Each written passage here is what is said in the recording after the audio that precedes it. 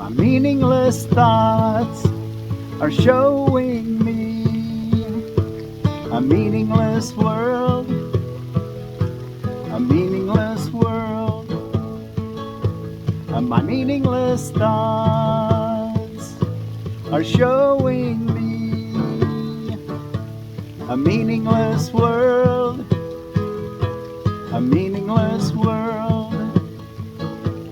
My meaningless thoughts are showing me a meaningless world, a meaningless world. My meaningless thoughts are showing me a meaningless world, a meaningless world. My meaningless thoughts are showing me a meaningless world, a meaningless world. My meaningless thoughts are showing me a meaningless world, a meaningless world.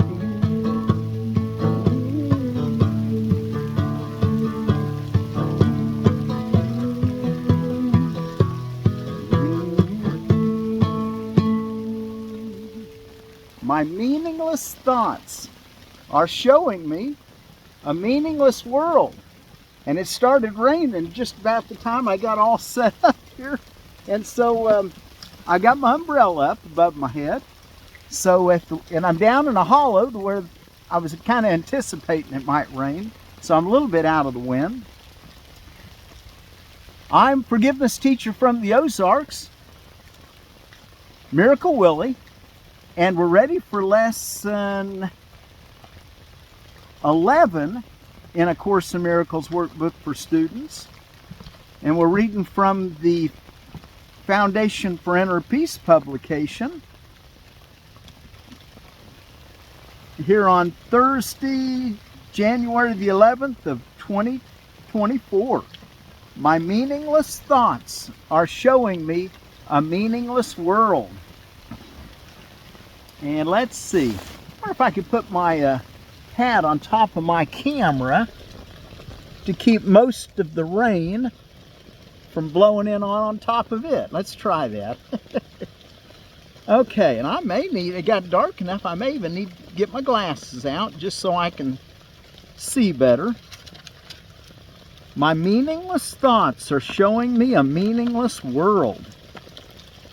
This is the first idea we have had that is related to a major phase of the correction process.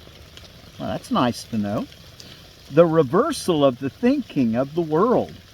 This is the first idea we have had that is related to a major phase of the correction process. The reversal of the thinking of the world. That's what we want to do, is reverse the thinking of the world. He calls that the correction process. It seems as if the world determines what you perceive. Today's idea introduces the concept that your thoughts determine the world you see. Be glad indeed to practice the idea in its initial form, for in this idea is your release made sure. The key to forgiveness lies in it. The practice periods for today's idea are to be undertaken somewhat differently from the previous ones. Begin with your eyes closed and repeat the idea slowly to yourself. Then open your eyes and look about, near and far, up and down, anywhere. During the minute or so to be spent in using the idea, merely repeat it to yourself, being sure to do so without haste and with no sense of urgency or effort. To do these exercises for maximum benefit, the eyes should move from one thing to another fairly rapidly, since they should not linger on anything in particular. The words, however, should be used in an unhurried, even leisurely fashion.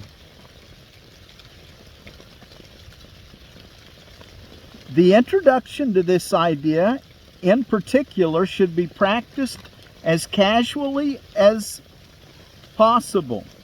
It contains the foundation for the peace, relaxation, freedom from worry that we're trying to achieve. On concluding the exercises, close your eyes and repeat the idea once more slowly to yourself. 3 practice periods today will probably be sufficient. However, if there is little or no uneasiness and an inclination to do more, as many as 5 may be undertaken. More than this is not recommended. So you can do it 5 times. 3 is all he's requiring. And you're just going to close your eyes and say, my meaningless thoughts are showing me a meaningless world. And after you kind of settled into that idea for a moment, then open your eyes and take that minute and look around and just tell yourself in an unhurried way, my meaningless thoughts are showing me a meaningless world. And, say that a few times with your eyes open, looking up and down, round about. And then he says, close your eyes again. And say, close your eyes and repeat the idea once more slowly to yourself. My meaningless thoughts are showing me a meaningless world. Okay? And do that 3 times today. All right, we'll review that right before we close again, so that you can do it as we sing our song as we close, if you'd like. We're ready for, in Chapter 2, the Atonement as Defense, which Chapter 2 is the Separation and the Atonement. Roman numeral 2, the Atonement as Defense. Before we read that, what are the holy days, holidays, and observances going on around the world today? Well, it's Cigarettes Are Hazardous to Your Health Day. And that came about from the January 11th, 1964 Surgeon General Luther Terry, MD, reporting that cancer was caused by cigarettes, as well as other health issues. Before that, it wasn't real clear. To a lot of people, it wasn't clear. That made it pretty officially clear. Girl Hug Boy Day. So you women and girls that have your boy or man, give him a big old hug today, I guess. Healthy Weight, Healthy Look Day. And basically prioritize your health based on your weight. Consider your weight a good indicator of your how your health. Heritage Treasure Day, and that's a United Kingdom celebration which recognizes and preserves landmarks and places around the world, even wildlife conservation. Heritage Treasure Day. Hot Toddy Day. What is a hot toddy? Well, that's boiling water, whiskey, honey, and lemon juice. It's a hot toddy. That's kind of stuff my grandpa would have said take for a cough. International Thank You Day. Always good to give thanks to everybody all the time. Learn your name in Morse code. Morse code was created by Samuel Morse and his assistant, which I forget his assistant's name, but it was in 1840. And of course, we all ought to know what help is in Morse code. It's 3 dots, 3 dashes, and 3 dots. Like if you're using your flashlight, 3 dots, dot, dot, dot, dash, long, long, long, and then 3 dots, dot, dot, dot. And point that in all directions till somebody says, someone might need some help over there. Milk Day. And remember, plant-based milks, I always thought, way before they started coming up with all these vegetable milks, like almond milk and soy milk and rice milk and all those, and they're easy to make. Soak your milk, soak your nuts or whatever in water, or your rice, whatever, the night before for about 8 hours, and then blend it up, and then strain it through a milk bag, or cheesecloth or some kind of. I've actually done it with a clean sock. Let's see, National Human Trafficking Awareness Day. I might encourage you to watch that movie Sound of Freedom. Kind of talks a lot about that. New movie came out in the last year. National Step in a Puddle and Splash Your Friend Day. Probably be sure your friend wants it done at that moment. Secret Pal Day. And World Sketchnote Day. And a couple different, another Pawpaw I want to talk about. Out of Edible Landscaping, we're just going through the book and looking at all their plants, is the NC1 Pawpaw. The NC1 was introduced in 1976 by Doug Campbell, a nurseryman and fruit enthusiast from Niagara-on-the-Lake, Ontario, Canada. Proven winter hardy and productive in that area. One of the earliest to ripen, with few seeds, large fruit, and thin skin. Your NC1 Pawpaw, and of course it's an Asamina triloba. Thank you, Edible Landscaping, for your plants you offer. And let's take a look at, in our Permaculture for Beginners, we're in chapter 1, and the next section was protozoa, the main predator of bacteria and fungi. I didn't realize that. An essential part of the cyclic processes needed for rich soil. Your protozoan. And then your arthropods, tiny creatures that cycle nutrients and move matter around, contributing to the effectiveness of other elements in enriching the soil. Okay, well, let's see if I can put some of these books in my bag where they'll stay a little bit dry from the blowing wind. And I think we're okay for a little bit. Let's go look at our reading in our chapter 2, section 2, the Atonement as Defense. You can do anything I ask. Now, who's talking first person? Well, that's Jesus of Nazareth. You know, he was in the resurrection. There's no reason why he can't talk to us, and that's what he's doing. He's telling us that there's a better way, and he's come to show it to us. You can do anything I ask.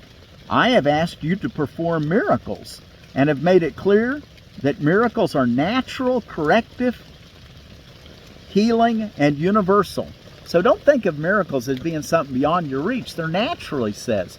And all miracles are is to be able to see what's real and to identify with that, to side with it, to let it manifest. And what is the only reality? Love. Everything else is our own nightmare, our own dream we're going to wake up from. And that helps us to wake up from it by practicing miracles. And it makes your life a whole lot happier. There is nothing that they cannot do, but they cannot be performed in the spirit of doubt or fear. When you are afraid of anything, you are acknowledging its power to hurt you. Remember that where your heart is, there is your treasure also. And there he's quoting out of what he had said back 2,000 years ago in Matthew chapter 6, verse 19 through 21. Where your treasure is, there will your heart be also. You believe in what you value. If you are afraid, you're valuing wrongly. Your understanding will then inevitably value wrongly, and by endowing all thoughts with equal power will inevitably destroy peace. That is why the Bible speaks of the peace of God which passeth understanding. And that's a quote out of Philippians chapter 4 and verse 7. So we want to get our values right. Because remember that where your heart is where your treasure is. And where do we want our heart to be? We want it to be in the kingdom of heaven, on God's way of thinking, on love. That is why the Bible speaks of the peace of God which passeth understanding. This peace is totally incapable of being shaken by errors of any kind. It denies the ability of anything not of God to affect you. This is the proper use of denial. You know, so often we use denial as a, to deny what's real and what's good. But he's saying, look, we want to use denial as a corrective device. True denial is a powerful protective device. Let's see, I'm back to that is why the Bible speaks of the peace of God which passeth understanding. This peace is totally incapable of being shaken by errors of any kind. It denies the ability of anything not of God to affect you. We want to get better at that. And see, the only thing that really affects us is what God says will affect us, which is love. This is the proper use of denial. It is not used to hide anything, but to correct error. It brings all error into the light. And since error and darkness are the same, it corrects error automatically. Paragraph 2. True denial is a powerful protective device. You can and should deny any belief that error can hurt you. This kind of denial is not a concealment, but a correction. Your right mind depends on it. Denial of error is a strong defense of truth, but denial of truth results in miscreation, the projections of the ego. In the service of the right mind, the denial of error frees the mind and reestablishes the freedom of the will. When your will's in alignment with your true identity because you've been treasuring the heavenly way of looking at life, the loving way to look at life, in the service of the right mind, the denial of error frees the mind and reestablishes the freedom of the will. When the will is really free, it cannot miscreate because it recognizes only truth. We'll get better and better at recognizing what's really true and and having our hearts be where they need to be, where we can be at peace. Where your heart is, there's your treasure also. We're going to treasure what's true, what's loving, the kingdom of heaven. You can defend truth as well as error. This is the beginning of paragraph 3. You can defend truth as well as error. The means are easier to understand after the value of the goal is firmly established. It is a question of what it is for. Everyone defends his treasure and will do so automatically. The real questions are, what do you treasure and how much do you treasure it? Do you treasure love? And how much do you treasure it? Once you have learned to consider these questions and to bring them into all your actions, you'll have little difficulty in clarifying the means. The means are available whenever you ask. You can, however, save time if you do not protract this step unduly. The correct focus will shorten it immeasurably. So the real questions are, what do you treasure and how much do you treasure it? So in everything you're doing, ask yourself that. Do I treasure the kingdom of heaven? Do I really treasure it more than anything? He says that the correct focus will shorten it immeasurably. You can, however, save time if you do not protract this step unduly. The correct focus will shorten it immeasurably. The atonement is the only defense that cannot be used destructively, because it is not a device you made. The atonement principle was in effect long before the atonement began. The principle was love, and the atonement was an act of love. Acts were not necessary before the separation because the belief in time and space did not exist. It was only after the separation that the atonement and the conditions necessary for its fulfillment were planned. Then a defense so splendid was needed that it could not be misused, although it could be refused. Refusal could not, however, turn it into a weapon of attack, which is the inherent characteristic of other defenses. The atonement thus becomes the only defense that is not a two-edged sword. It can only heal. And that reminds me of Matthew 26, verse 52, where he says, "They that take the sword shall die by the sword." We want to learn to don't use defense. Matter of one of our lessons we'll get into is the power of defenselessness, because that's what lets the miracle come into play. Lets you see that you're aligned with reality, with the kingdom of God. Paragraph 5. The atonement was built into the space-time belief to set a limit on the need for the belief itself, and ultimately to make learning complete. The atonement is the final lesson. Learning itself, like the classroom in which it occurs, is temporary. The ability to learn has no value and change is no longer necessary. The eternally creative have nothing to learn. You can learn to improve your perceptions and can become a better and better learner. This will bring you into closer and closer accord with the sonship. But the sonship itself is a perfect creation, and perfection is not a matter of degree. Only while there is a belief in differences is learning meaningful. 6. Evolution is a process in which you seem to proceed from one degree to the next. You correct your previous missteps by stepping forward. This process is actually incomprehensible in temporal terms because you return as you go forward. The atonement is the device by which you can free yourself from the past as you go ahead. It undoes your past errors, thus making it unnecessary for you to keep retracing your steps without advancing to your return. In this sense, the atonement saves time, but like the miracle it serves, does not abolish it. As long as there is need for atonement, there is need for time.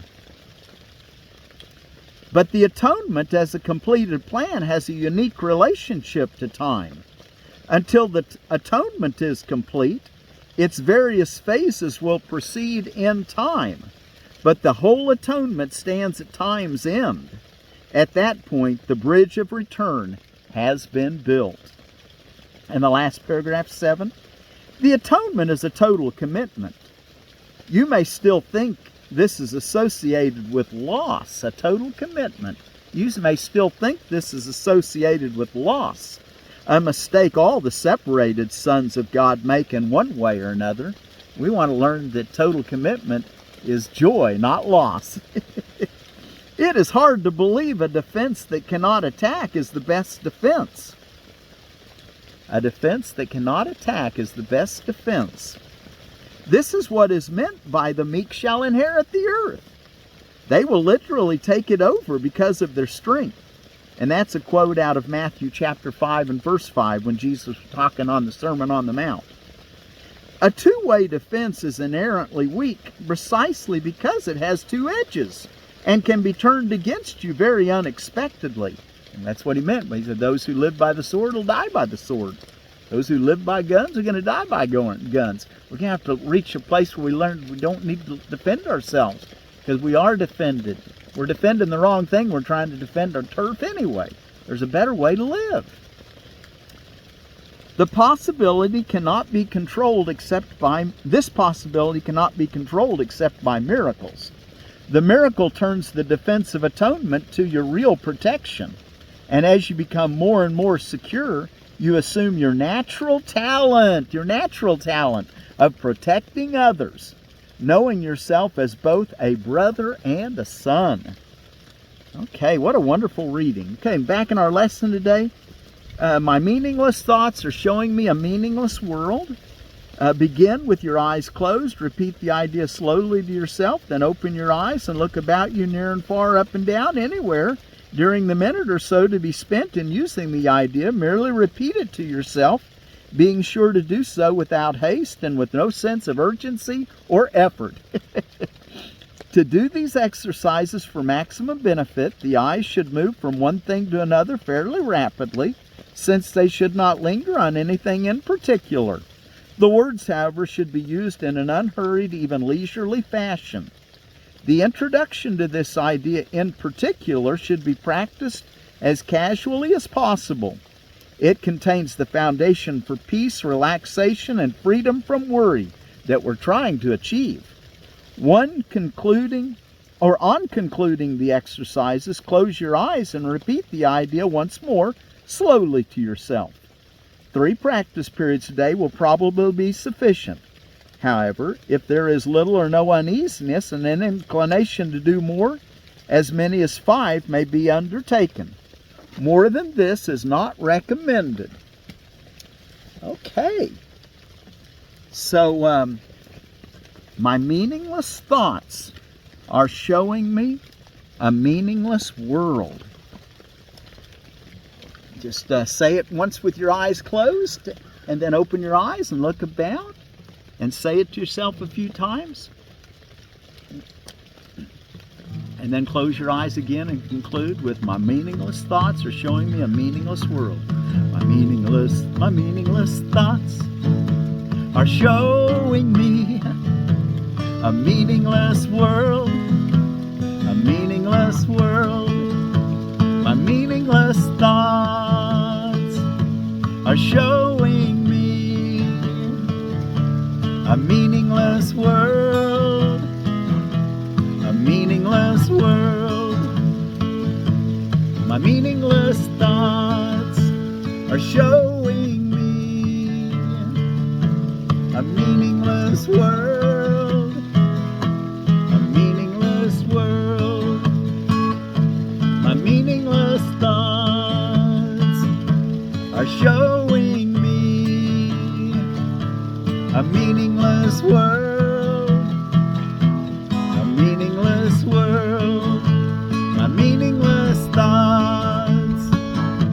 Are showing me a meaningless world. A meaningless world. My meaningless thoughts are showing me a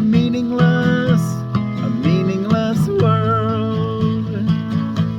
My meaningless thoughts are showing me a meaningless world. A meaningless world. My meaningless thoughts are showing me a meaningless world.